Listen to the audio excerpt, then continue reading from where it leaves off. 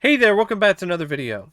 This time around, it is a review of the 1994 comic book cult classic, The Crow. Now, before I get into talking about the film, I want to give a shout out to Brock for requesting this review. And I want to get some things off my chest when it comes to this movie.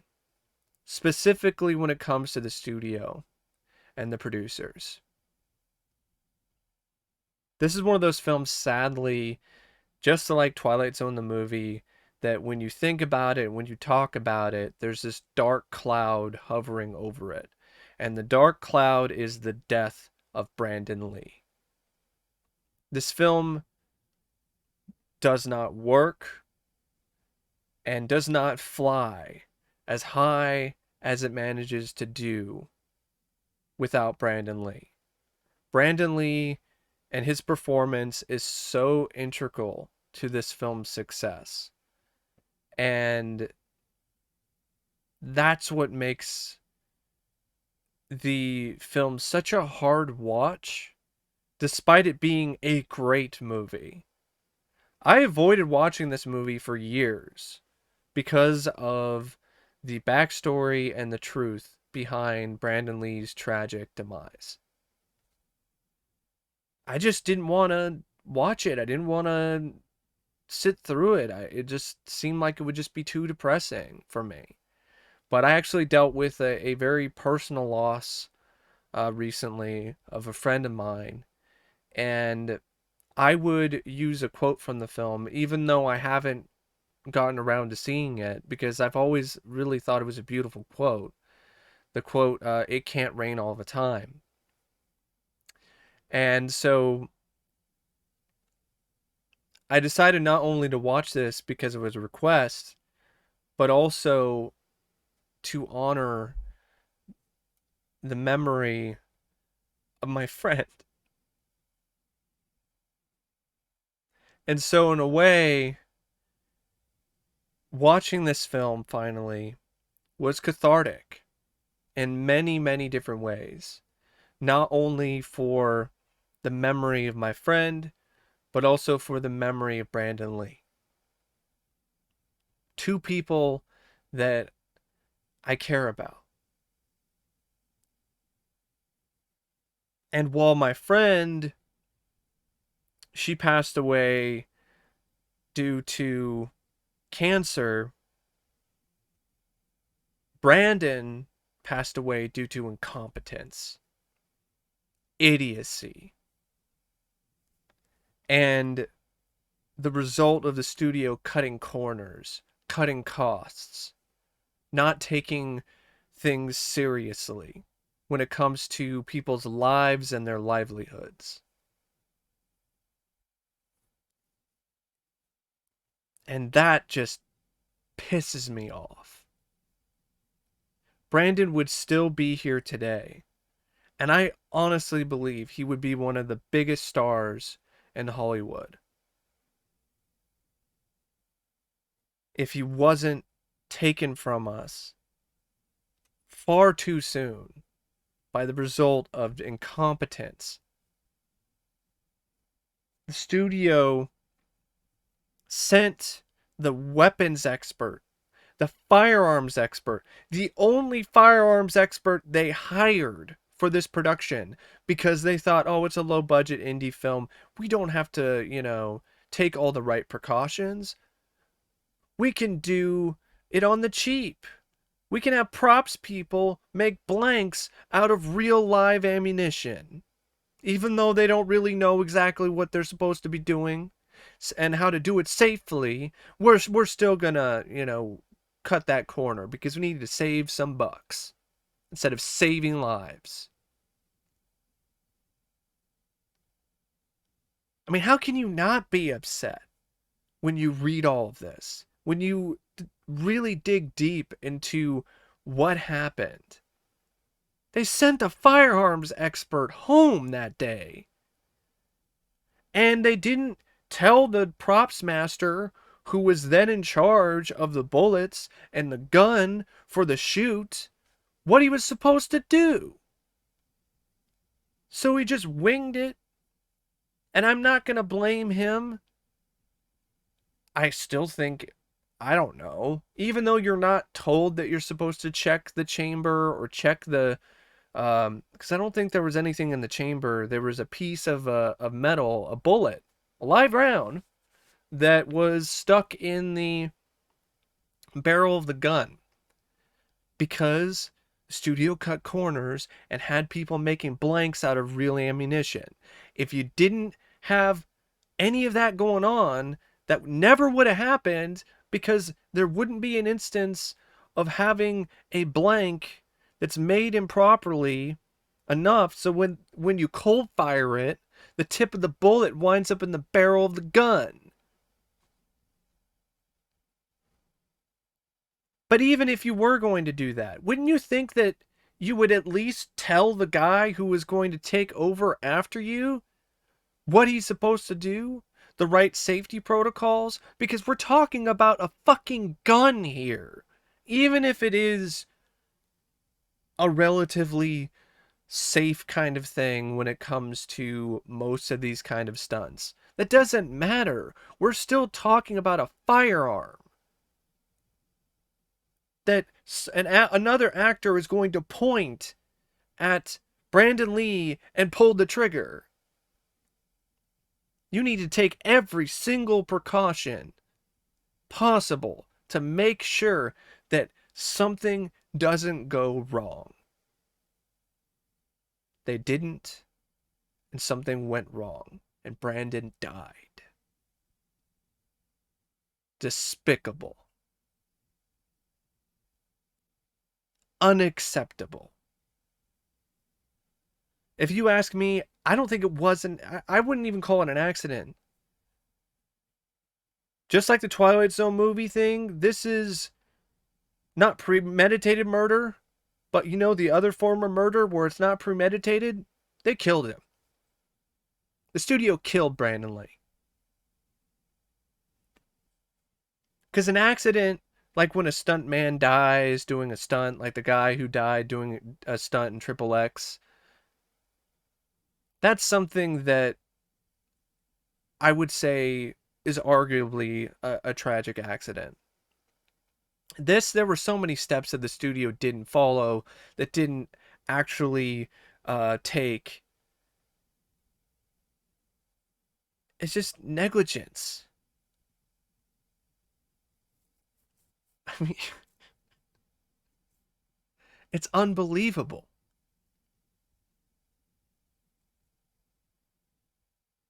So yeah, but I'm sorry. I'm sorry if I, depressed any of you guys or gals watching, but this film is so tied into emotion, loss, and death.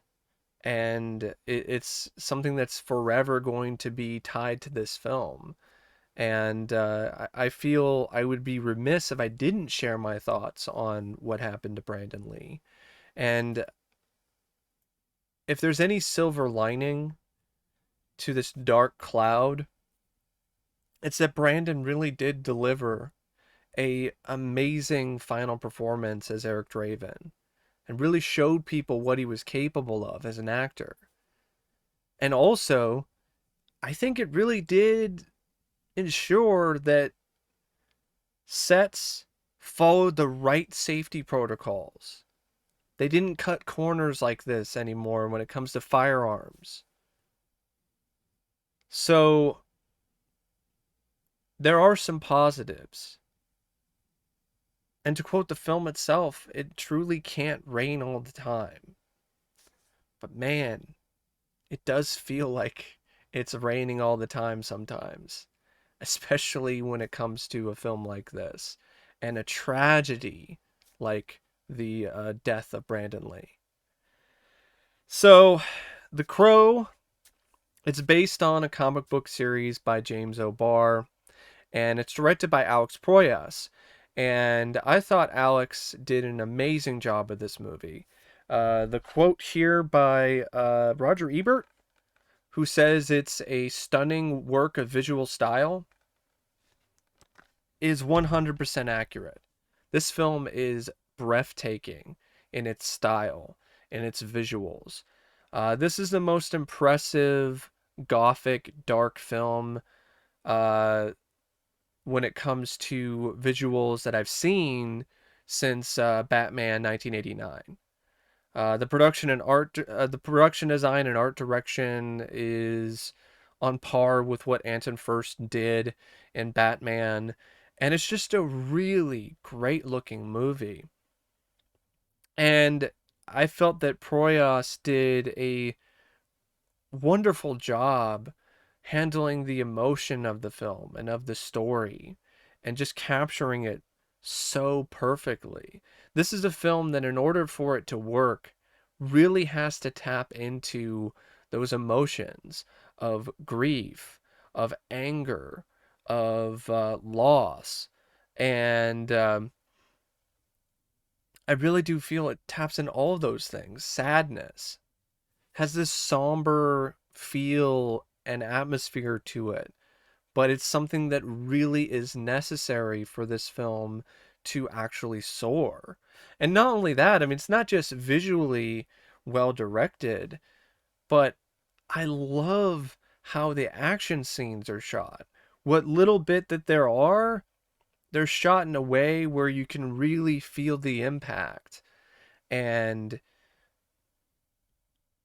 they also still maintain that same style. The style that Proyas is trying to have with this movie is consistent throughout the entire running time, which is not a small feat, because there are a lot of films where you can have a movie with this kind of dark and sinister mood and atmosphere, and it won't carry over throughout the entire movie. But that's not the case here. Even in the flashbacks and the moments that are supposed to be happy, um, have this very surreal vibe to them, and this inherent hidden sadness. And it's just something that really permeates throughout the entire movie, and a big reason for that is Proyas's direction. There's just so many shots in this that are just spectacular. When the crow is flying through the city, the POV shots of the crow, uh, the sequence when Brandon Lee goes up to the church in the rain and pushes the door open, the suiting up sequence when Eric first puts on the makeup and the overall guise of the crow. And I love that scene. That scene gives me chills. It's so well done with the pans and the zooms and how the camera moves. That's just the thing. That's another thing. I just love how the camera moves and flows throughout this entire movie. It flows with the emotion of the story. It's just such a remarkable bit of work by Alex Proyas. But as good as his direction is, the script is just as impressive. This screenplay is absolutely spectacular in its own right. It's one of the best adaptations I can think of a comic book, and it's just a really, really special script. Yeah, the script by David J. Shaw and John Shirley is, like I said, it's a really special screenplay. It finds that right balance of emotion and action and mystery and atmosphere. You really do feel for the character Eric Draven and what happened to him, and you really want him to get revenge. The villains, the way that they're written, are effective in terms of their ruthlessness and how evil they are. And there's a lot of heart to the film, too. And a big part of that is due to the screenplay. It has the anger and the loss and the sadness. But there's also some really wonderful, beautiful moments in the film that deal with the opposite, that are joyous, that are moments of bliss and light in the dark. And the script really does find all of those elements equally as well as it does the other moments in the film that are more somber in nature, as does Proyas, because I want to make that clear as well. Proyas handled the more lighthearted moments, what little ones that there were, uh, with equal efficiency as any of the other dark bits of direction in the movie. Even the dialogue is really well done. It's very poetic and memorable in its own right. I mean, there's a reason why a lot of people remember quotes from this film, not just "it can't rain all the time," but one of the best quotes to me is the one that the film ends on. It's such a beautiful bit of poetry.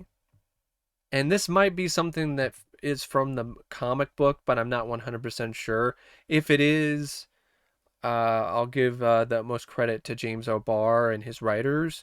But if not, this is some of the best bits of dialogue that I can think of when it comes to really encapsulating what it feels like when you come to grips with personal loss.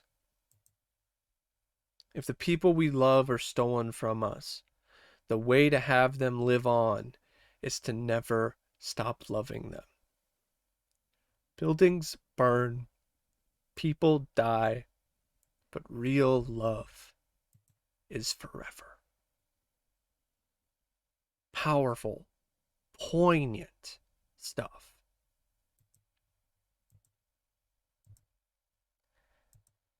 And the film would not be as strong as it is from a narrative standpoint or a direction standpoint without its cast. Brandon Lee is the Crow. No other actor in this franchise has been able to provide the same energy, the same perfect balance of emotion, anger, and physicality. Other actors have tried, but they haven't even come close. And that's because Brandon Lee was a talented actor. He was not an average actor. If he was an average actor who only got this film because his dad was famous, this would be an average performance. It would not have gotten almost unanimous praise from critics after his death, when the film was finished and it was eventually released. If that was the case, the crow would fly and then fall down and be forgotten about. Despite Proyas's best attempts when it comes to his direction and the work by the screenwriters. I don't understand that opinion. If he was so average and so completely mediocre and nothing special, this film would be nothing special. Because this movie relies upon an actor who can deliver on all of these emotions effectively and believably.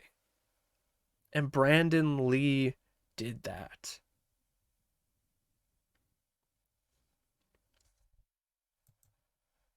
But the rest of the cast is also really good. I mean, Ernie Hudson, one of his best performances outside of any of the other more popular franchises that he was a part of, like Ghostbusters. It was really nice to see him in a role like this, and I felt he did a really great job playing off of Brandon Lee. I thought they had great chemistry, and I thought it was a really nice role for him to flex his own acting muscles and really come out of his comfort zone. Michael Wincott was a really slimy villain as Top Dollar. The rest of the cast, when it comes to the bad guys, rounded out the cast well, and they really delivered solid performances. David Patrick Kelly as T-Bird, Lawrence Mason as Tintin, Michael Massey as Fun Boy. Uh, I want to give Michael Massey a mention as well. That poor man, he went through absolute hell because he's the one that ultimately pulled the trigger that killed Brandon. And he never actually saw the film before he died, Michael Massey, because he just couldn't stomach it. And I don't blame him. And I want to give him credit not only for his performance, but also credit in general for being able to live with that as long as he did, and still do some good work after what happened to Brandon. And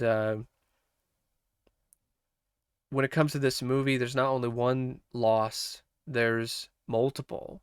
Brandon died, and so did the man who pulled the trigger, because he's no longer with us anymore either. So rest in peace to Brandon and Michael Massey. Because I can't even imagine what was going on in his head, and what I mean, the words can't even express how much pain he was dealing with.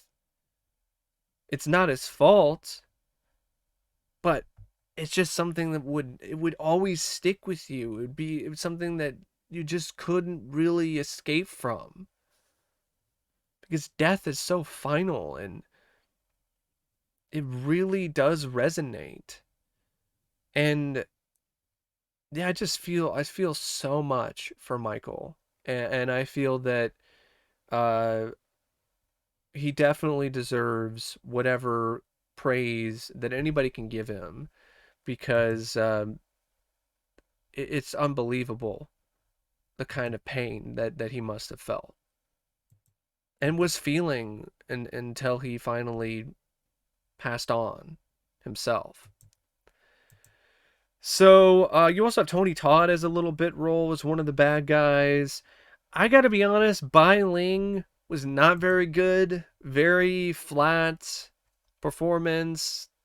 Line delivery was not very lively either. But she's not in it that much. Sofia Shinas, she didn't really have any lines of dialogue, but she was able to convey the beauty and the genuine love that she had for Eric in the flashback scenes. And then you have Rochelle Davis, who I thought, as a kid actor, it was one of the better performances that I can think of when it comes to a child actor in this kind of role. Just a really solid cast, and overall they did a solid job with their performances. But Brandon Lee is the one that dominates the film and makes it his own, and really just shines. And that's what makes the film so bittersweet, because that's really the perfect way to describe The Crow. It's a bittersweet film to watch, because you see how good Brandon was and how he just electrified the screen and just really made this character come to life. And you saw so much potential in him that you didn't really see with his other films. I'm not saying that he did a bad job in those movies, but you didn't see the emotional range. And it just makes it so much more tragic that he wasn't able to continue on that trajectory. He wasn't able to continue on that path. But at least we do have this one last phenomenal and just amazing performance from Brandon. to really cement his legacy. But yeah, great cast. It also featured a really good score by Graham Revell that also tapped into the emotion of the film and amplified it, and really did resonate just as strongly as any of the other more emotional moments when it comes to the script or the direction. And from a technical standpoint, all of the other aspects of the production are really well done. I thought the cinematography by Dariusz Wolski, I don't know if I said his name correctly, it was gorgeous. It really was absolutely beautiful in how it emphasized the beauty of darkness, and as well as the light. But pretty much the film is bathed in shadows, but it still has those moments of light that really do make this film such a haunting and mesmerizing movie to watch. And I felt his collaboration with Proyas was really something else too, because you could really tell that these two had a rapport with one another, and they had some really good chemistry when it comes to creating the look of this film.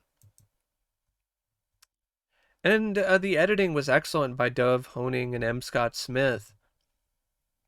There was a lot of sequences that needed some top-notch editing to really work because they had to think on their feet and really come up with some new ideas in terms of finishing the film after Brandon's death, because there were still scenes that needed to be shot, and it was through editing that they were able to make the film still as effective and as great as it is without Brandon being there to shoot certain scenes. It cannot be stressed enough when it comes to their effort, and also the efforts of the visual effects artists who used CGI, Brandon's face, and superimposed it on stunt doubles. One of them was actually, I think, Chad Stileski. I think that's who it was. One of the guys who was involved with John Wick. I think he's the one that plays Eric in the suiting up scene, because Brandon sadly wasn't actually able to do that scene. And other than a few moments where you can, it's a little bit dodgy when it comes to the CGI, like some of the green screen or blue screen work with the crow, or when they superimpose Brandon Lee's face on the stunt double. For the most part, I thought the visual effects was consistent in terms of the quality as well. And the stunt work and the explosions, those were also really well done. I give all the people involved with that an A. Uh, I'm not really going to blame the people who were hired for the film, the prop masters, the firearms expert. They did what they were told to do. The studio is to blame. They're the ones that are to blame for all of this. They're the ones that decided to cut corners. The producers are the ones that decided to cut corners. If the studio and the producers didn't decide to do any of that shit, uh, Brandon would be alive and nobody would be to blame for anything. So it's just one of those things that I still got to give them credit. They did a good job. The moments that do feature gunplay have the right amount of adrenaline to them, and it's just a really well shot film. And I want to stress that I really want to stress probably isn't the right word, but I really want to emphasize the editing as well, because this film has so many flashbacks and so many moments that really rely upon great editing to make work. And this is one of the best films that I can think of when it comes to how it edits in flashbacks. Is any time that Eric grabs something that has an emotion tied to it and a memory, it flashes before his eyes. And I just thought it was just a really amazing film when it comes to editing and the power of editing. And they just did such a creative job with it too. It's very creative. I love the way that the edits are done with the flashes and with this really surreal and different kind of bit of editing for the flashbacks. It really did feel like a dream, and sometimes it almost also felt nightmarish, which really tapped into the kind of extreme emotions that Eric was experiencing when those flashes were occurring on the screen. And the film goes by at a good pace too. It's 102 minutes, but it never really feels like it's too long. It never really felt like it overstayed its welcome. The narrative was always consistently compelling because the heart of the film was Eric Draven and his love for Shelley and the need and the lust for revenge, but at the same time, the need rest, to rest in peace because justice had finally been served. I mean, you could argue maybe the final fight with Top Dollar could have used maybe a few more shots when it comes to Brandon Lee kicking him or punching him a few more times, but those are nitpicks. I still really like the way that they set it up, where he made him feel his pain. I really thought that was a unique way to take out the villain. I mean, he still ultimately winds up impaled on something and bleeds to death, so it's still satisfying enough. And all of the other stuff was done well too. I mean, T-Board blows up, his car explodes. Um, some of the other deaths were maybe not at like the Fun Boy just gets like he gets a syringe or something of drugs into his face, and that was a little but it, it's fine. And then you have like the shootout in the nightclub, or I think it was just a club or something. But the shootout was great. I love the shootout in this film, and I just love the creativity that's on display when it comes to the story and this character of the Crow, this undead vigilante who can heal after being shot numerous times or cut. And I like the merging of the Crow in physical form along with the vigilante, the hero. I do feel that it is one of those things where it's like, why doesn't the Crow get the fuck out of the way? Why does the Crow just stay there and get captured? But that's something that the comic had, so I can deal with it.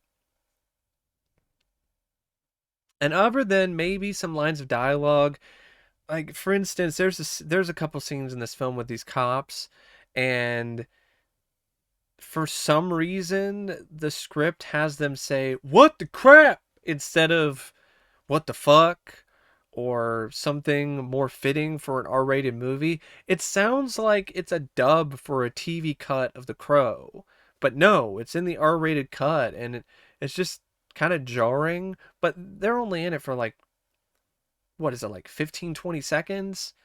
So it's not like they really are in it enough to affect the film that much when it comes to how good it is. But there are some other moments of the dialogue, like Fun Boy says something along the lines of "You messed up my sheets," which just is kind of dumb. But yeah, there's some moments that are kind of when it comes to the dialogue, but they're made up. They really don't hurt the film that much, and the other aspects and parts of the film when it comes to the dialogue and speeches and how everything unfolds more than makes up for those little issues. Um, Yeah, I cannot recommend this film enough, despite its troubling backstory and the dark cloud that does hang over it in the form of Brandon Lee's death. I don't wish that the film was never made and Brandon never did it, because I feel that this is a really good way for Brandon to show people how much he had evolved as an actor and how much that he had in his tank, and how much he could provide when it comes to his performance and his ability to perform in the future. What I wish happened is that the studio didn't cut corners. They took the right precautions, and that scene when Brandon Lee's character gets shot goes off without a hitch, and he gets to experience and see the critical acclaim and to really live through the success of The Crow, and then goes on to have a great career as an actor and continues to take roles that really do show people how great of an actor he is, and he continues to show people how great of a person he is. So I don't wish that he never did this movie. I know some people do, and that's fine, but I wish that he made this film and he lived to see how much people loved it, how hard and how well the film and his performance resonated with people and with audiences. And one thing I want to mention, one last thing about Brandon Lee, is that the shooting when his character gets shot, when Eric gets shot, that was not originally in the script. So there is another way to avoid disaster. The shooting was an addition while they were working on the film. While they were shooting the movie, they decided to add a shooting scene instead of what they originally had planned because they thought it would be more dynamic. I think they should have just passed on that to begin with, knowing that the studio was already cutting corners and cutting costs. So that's one other moment where they could have just went another direction and it would have changed things so much, and it would have been for the better, because it's not like Eric getting shot is so integral to the plot. You can have him die in another way. It's not really necessary to have him get shot. But it is what it is. Brandon Lee did get shot for real in that scene. And to me, he will always be a star that fell out of the sky too soon. But I am so grateful that we were able to see him shine.